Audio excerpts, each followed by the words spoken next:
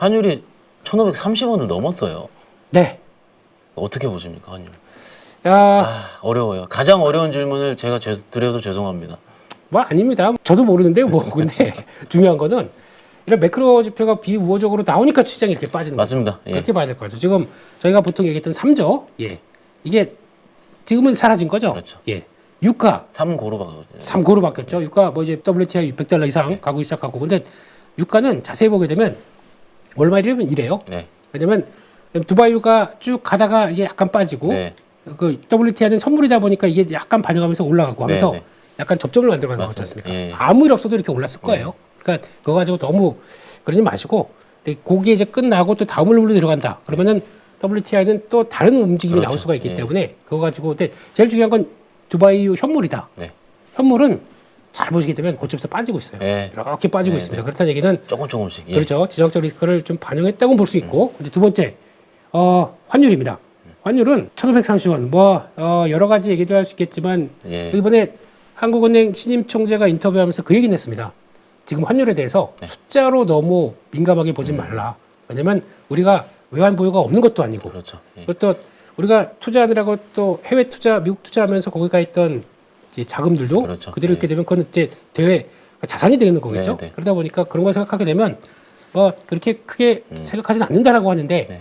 한국은행장께서 보고는 있겠죠. 이렇게 보면서 얘기는 하고 있겠죠. 마지막으로 금리입니다.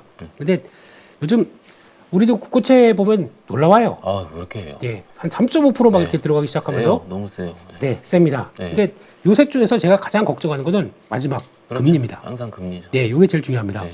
이게 저희도 물론 생각보다 금리 압박들이 크지만 네. 미국도 만만치 않잖아요. 그렇죠. 예. 네, 저희보다 부채가 아주 너무 많은 국가는 미국입니다. 네. 거기가 이번에 전쟁을 통해서 또 비용도 많이 들고 그러면 그렇죠. 채권 더 찍을 수밖에 없고 공급 둔다, 또 금리 압박 이런 거를 어떻게 풀어갔냐가 더 중요하겠죠. 이런 상황 속에서 일단은 지금 인플레이션 압력들이 더 강하게 들어왔었을 때, 이제 파월 의장이 최근에 한 인터뷰를 보게 되면 그냥 이거 무섭긴 해요. 네. 또 이거 지정학적 리스크에 따라서 유가가 반응해서 네. 나오는 인플레이션은 그렇게 오래 가지 않는다. 그렇죠. 예. 근데 전 이게 더 무서워요. 음. 예전에 러우 전쟁 때 초기에 인플레이션은 일시적인 것 하고 두 달 뒤에 금리 올렸어요. 파월이 실기를 했죠. 예. 그래서 근데 그때랑 지금은 환경이 많이 다릅니다. 다르죠. 그렇기 예. 때문에 다르다고 하더라도 만약에 그 글로벌 중앙은행들이 금리를 인상하는 기조 쪽으로 하나씩 둘씩 돌아서기 시작해서 마지막에 최종 연준까지 그래야 되나라고 하게 되면 그때는 게임이 바뀝니다. 그렇죠. 근데 그거는 조심하셔야 될 것 같아요. 그런 상황들이 아닌 이상, 그때와는 지금 기조가 많이 다른 이상, 지금 그 정도까지는 생각을 안 하고 그렇죠. 있는데, 예. 그게 바뀐다라고 하게 되면 이제 포트의 전면적인 조정은 필요하겠죠. 그런 쪽으로는 바라보는데, 그런 극단적인 상황까지 아니다라고 하게 되면 일단은 지금은 이걸 반영하는 과정이다라고 봐야 될 것 같고, 또 유가 관련돼서 아까 보니까 그런 데이터도 있더라고요. 유가가 73년도, 74년도 저 이제 애기였을 때, 네. 완전 애기였을 때, 그때 1차 오일 쇼크가 있었지 않습니까? 예. 네. 그때 저희 보니까 물가 상승률이 저희가 24%였대요. 그래요. 예. 엄청나죠? 엄청나네. 예. 그래서 주가는 고점 대비 40% 빠졌다고 합니다. 네.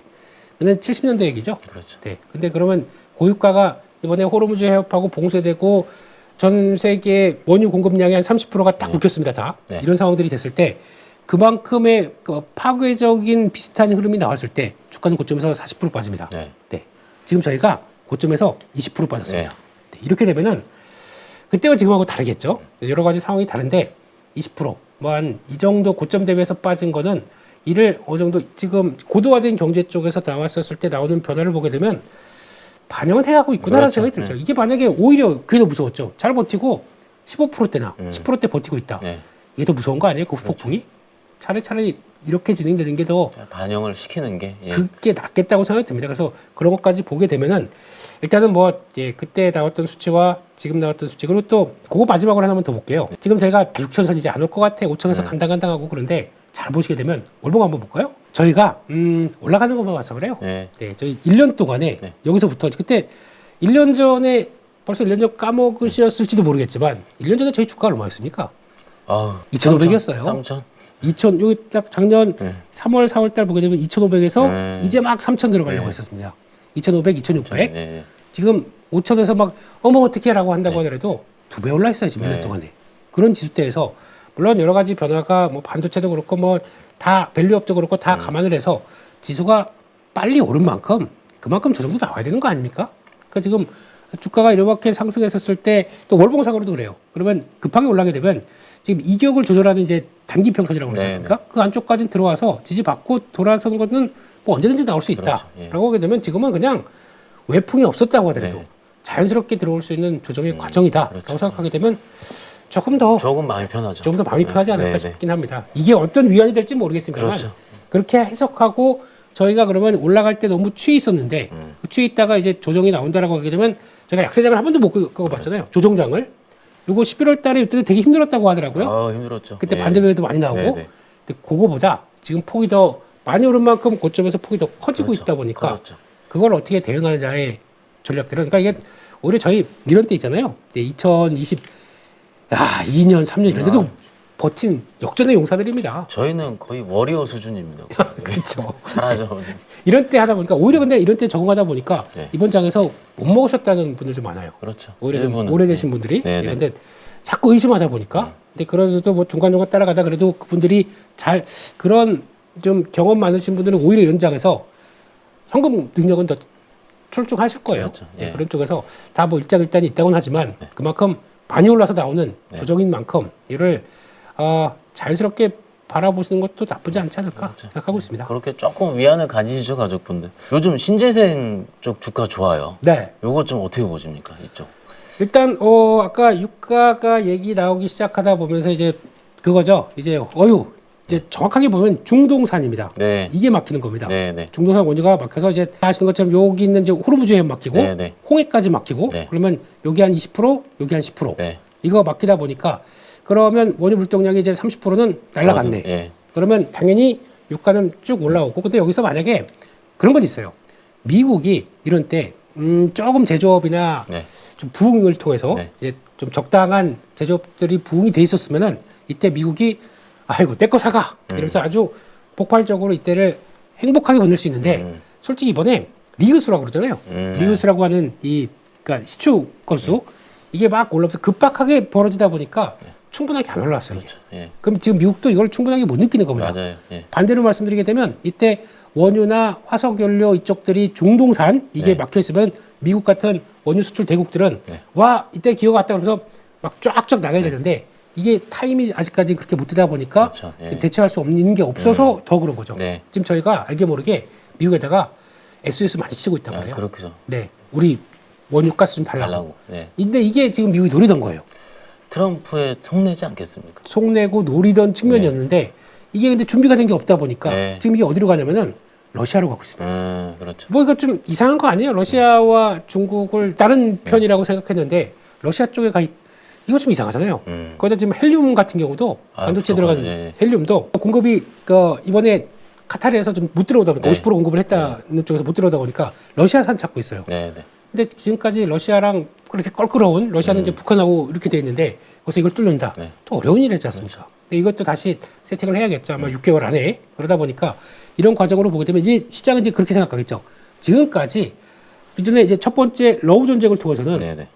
LNG 펑펑 쓰던 거 이거 막혔다. 한쪽에서 네. 이제 경각심이 높아지는 거죠. 네, 네. 두 번째 지금은 이제 이란 사태를 통해서 네. 중동산에서 들어왔던 원유는 펑펑 쓰는 거 막혔다. 그렇죠. 예. 그럼 이제 각국 글로벌 정부들이 어떻게 생각할까요? 그러면 이제 안 되겠다. 저기서 저거 막히면 이거 하고 갖고 와야죠. 그렇죠. 네. 예, 좀 자립하는 게 필요하겠다. 자립의 핵심은 이제 원자력이겠죠. 네. 예, 일단 이게 기본이 좀 깔려 있어야 될 것 같아요. 원자력이 있어야 될 것 같고 거기다가 또 태양광. 네, 네.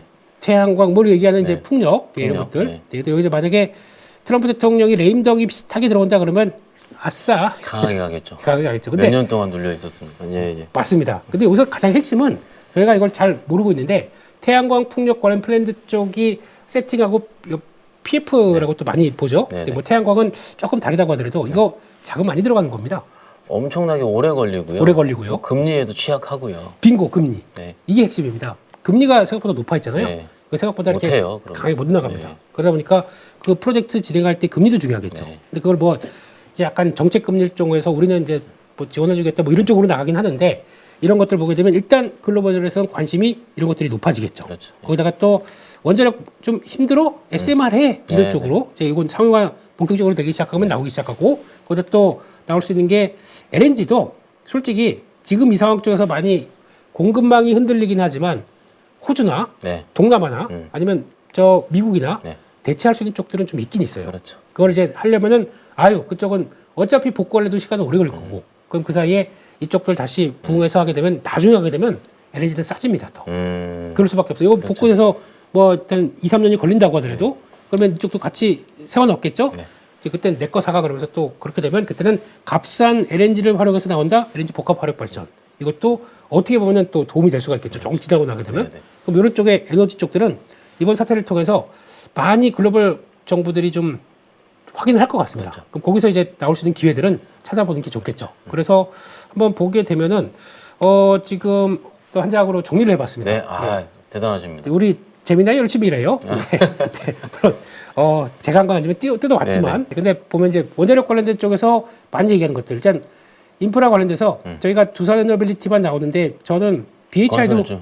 봐야 된다고 생각합니다. 그래서 주기기 보조기기 다 있는 쪽들 그리고 이 EPC 업체들 그렇죠. 예. 제가 보기에는 이쪽 매매는 계속 해봐야 될 것 같아요. 눌림목 들어갔다 그러면. 왜냐면 이쪽이 기반들이 실적이 이제 턴하는 과정들이 좀 와 있거든요. 그러면 싼 PBR이 자극을 하다 보니까 그렇죠. 매매하기는 나쁘지 않습니다. 네. 그렇게 봐야 될 것 같고 또 LNG 쪽 볼까요?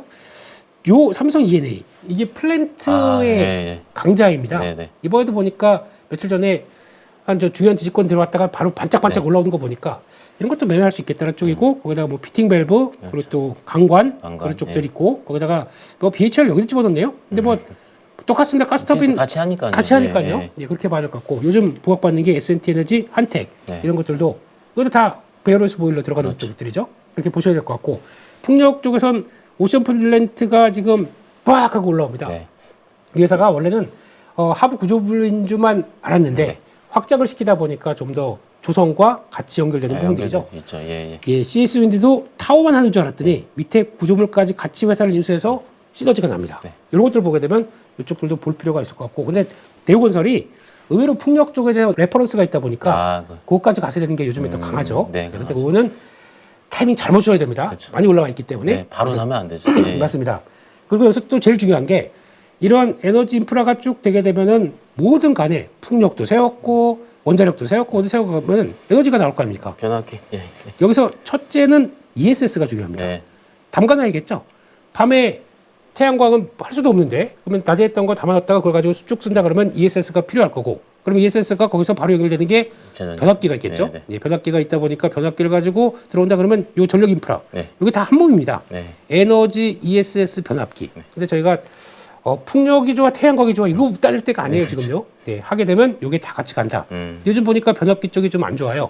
AI 뭐 투자가 어쩌고저쩌고. 때문에. 그리고 또 이번에 보니까 원자재 가격들이 많이 올라서 마진 떨어진다 그러는데 이거 실적 발표 전에 맨날 나오는 얘기 아닙니까? 항상 그랬었어요. 그리고 뭐 또 수주 지연된다 그러면 또 쭉 빠지고 그럴 때가 기회였어요. 그런 쪽에서 전력 인프라 쪽들 종목들 보시는데 제가 보기에는 ESS 기반에서 뭘 한다라고 하게 되면 산일전기, BESS라고 하죠. 이런 쪽들도 특수한 변압기다 보니까 중요하고 여기선 현대일렉트릭 둘 다 비싼 회사들이에요. 근데 저라면은 효성중공업이 더 좋다 이렇게 보고 있고 대장이죠.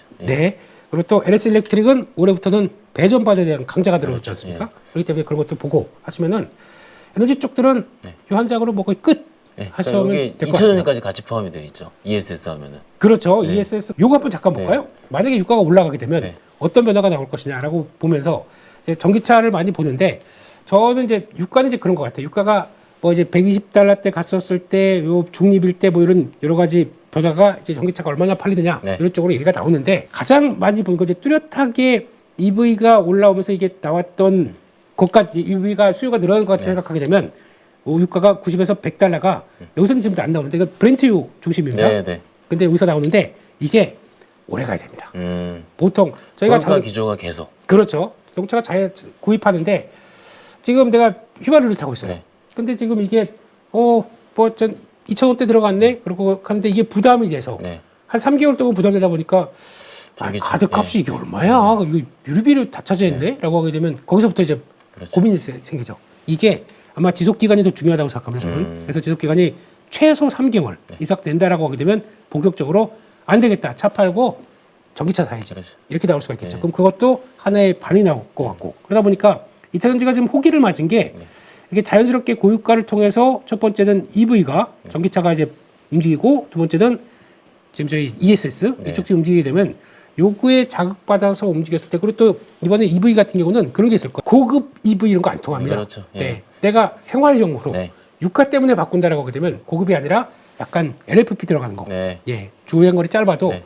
뭐 어차피 시내에서 탈 텐데 뭐 이런 것들이 더 강화가 되겠죠. 그러면 여기 강점 있는 회사들이 더 네. 부각을 받겠죠. 그러면 ESS 쪽에는 LNF, 그렇죠. LFP향의 양극재, 네. 음극재인 포스코 퓨처엠 네. 이쪽이 주축이 되고 네. 거기서 변화가 나오겠죠. 그래서 그런 것들로 보시게 되면 하나 또 좀 변화가 되지 않을까 싶고 그러면 또 준비가 잘 된 쪽들은 LG에너지 솔루션도 그렇지만 삼성 SDI가 더 잘 돼 있다는 잘 돼 있죠. 예. 분석도 있지 않습니까? 그런 것들 같이 보시면서 2000년대도 같이 보시는 게 좋겠다 봐야 될 것 같습니다.